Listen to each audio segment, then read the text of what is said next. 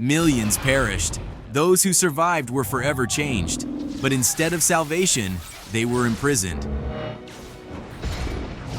In a school cafeteria, students are enjoying their lunch when suddenly a girl starts shaking uncontrollably, her eyes glowing before she collapses to the floor and dies.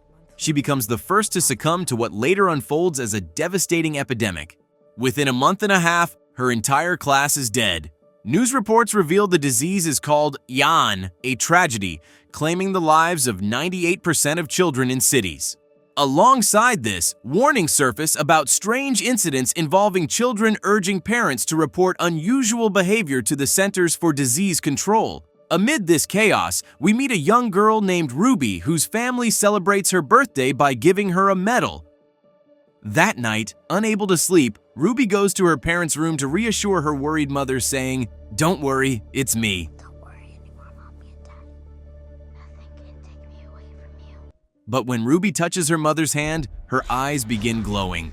Terrified, Ruby retreats to her room. The next morning, Ruby's mother doesn't recognize her and locks her in the garage, ignoring Ruby's pleas of innocence. Sorry, please! Soon, agents from the Epidemic Control Center arrive and take Ruby away. The government isn't concerned about the children who died, but is fearful of those who survived. Ruby and others like her are transferred to an army camp. Upon arrival, they are lined up, and when one boy attempts to escape, he uses his power to force an officer to harm herself. Despite his abilities, the boy is quickly subdued and the children, including Ruby, are taken for medical examinations. A doctor explains that survivors are categorized by eye color, which reflects their abilities. Green signifies intelligence, blue indicates telekinesis, and gold represents control over electricity. However, the most dangerous are red and orange, who are killed on sight. When Ruby's test identifies her as orange, she realizes the doctor plans to kill her. Acting swiftly, she touches his hand, taking control of his mind. She orders him to alter her result to green, saving her life. I'm green. I'm one of the smart ones. Yes. In the camp, children are segregated by their abilities. Reds and oranges are absent, as they are eliminated. 6 years later, Ruby is still in the camp. During a noise resistance test, she collapses and is taken to the hospital, where she meets Dr. Kate. The doctor, intrigued, asks Ruby why she was the only one to pass out during the test.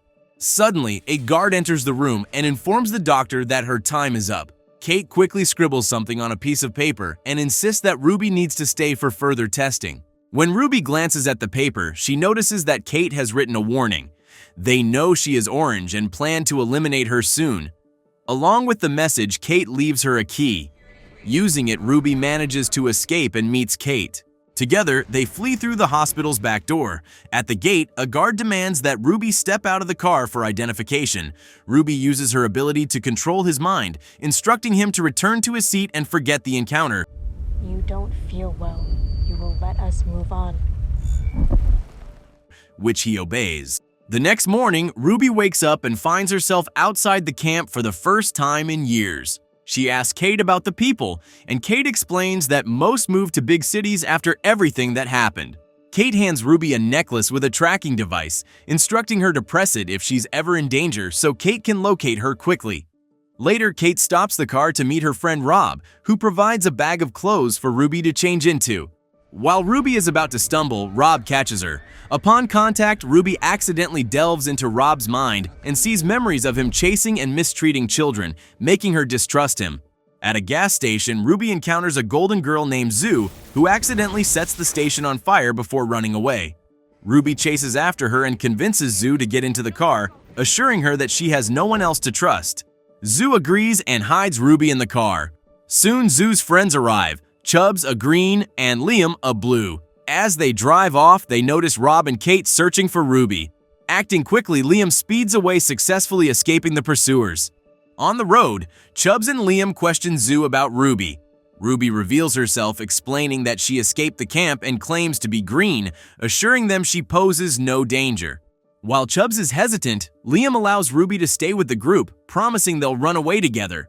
Their journey is interrupted when a woman named Jane appears, launching fire attacks at them. Liam asks Ruby to take the wheel while he and Chubs create a storm. They succeed, causing Jane's car to plunge into a river. They also fell a tree in front of Rob and Kate's car, forcing them to abandon the chase. Liam invites Ruby to join them on their journey to the East River, a sanctuary where children live together. He mentions that the leader there, known as the Slip Kid, is orange like Ruby and has escaped the army camp 4 times. The group decides to rest at a hotel for the night.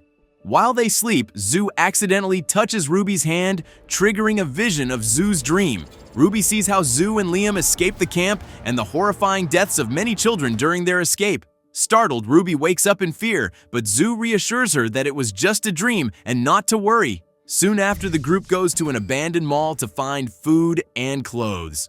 Zoo powers up the mall's electricity, but they are startled when strange individuals appear, writing "Get Out" on the ground. These strangers lift Ruby and Liam into the air, but Zoo uses her ability to control electricity to scare them off. It's then revealed that the strangers are just children like them, and they apologize for the misunderstanding. Liam explains they're only there to gather supplies and leave. The strangers offer to let them take whatever they need and invite them to spend the night. During the evening, the group talks about the Slip Kid and his camp, which is rumored to house many children. However, the strangers refuse to disclose the camp's exact location until Ruby uses her powers to make one of them talk. He utters a single word, "Edo." Chubs researches it and finds a radio frequency broadcasting a message about a gathering spot at Princess Lake, filling the group with hope. The next morning, Ruby asks Liam to take her to her family's house. When they arrive, she sees her mother but hesitates to enter, knowing they won't recognize her. Overcome with emotion, Ruby runs away in tears. Liam consoles her, urging her to leave the past behind and join the children's camp. As they return to the car, Jane ambushes them, striking Ruby. Using a frequency weapon, Jane gains control of Liam, tying up Zoo and Chubs. However, Ruby manages to control Jane's mind, astonishing her friends who had believed she was green and not orange. Ruby commands Jane to drop the weapon and flee into the woods. Jane obeys, but Ruby faints shortly after. When Ruby wakes up in the car, she apologizes to her friends for lying about being orange. Chubs admits he already knew, reasoning that she wasn't clever enough to fool him. They continue their journey, eventually finding a sign for Edo. Excited, they proceed, but a group of strangers ambushes them, shooting and demanding they surrender. One of the attackers, Mike, recognizes Liam and orders the others to stop firing, welcoming Liam back. They are escorted to a camp filled with children from across the country and are introduced to the Slip Kid, who turns out to be Clancy, the president's eldest son. Clancy reveals that his mother deceives the public by claiming he is undergoing treatment for the illness, offering false hope to parents with children in army camps. The next morning, Ruby meets with Clancy, who shares his harrowing experiences of being treated as a lab rat in the army camp. He explains that no cure exists and that his father was indifferent to his suffering. Clancy begins teaching Ruby to control and enhance her abilities. Later, Ruby talks with Chubs, who expresses his dislike for the camp. He complains about the rigid schedule mandatory work and how it resembles the army camps they escaped from. Suspicion grows when Ruby discovers Clancy communicating secretly online. When she enters his room, he quickly hides the conversation and then attempts to assault her. Ruby quickly walks away and runs into Liam, who notices something is wrong and asks her about it. When she tells him what happened, Liam becomes furious and wants to kill Clancy. Ruby stops him and suggests they leave the camp immediately. They gather Zoo and Chubs, but as they prepare to escape, they discover the director of the army camp is there. Liam tries to fight him but is overpowered. It's revealed that Clancy is secretly collaborating with the army. As Clancy beats Liam, the colonel grabs a weapon and sets himself on fire after Ruby manipulates his mind. Zoo uses her electrical powers to disrupt the area, allowing the group to flee.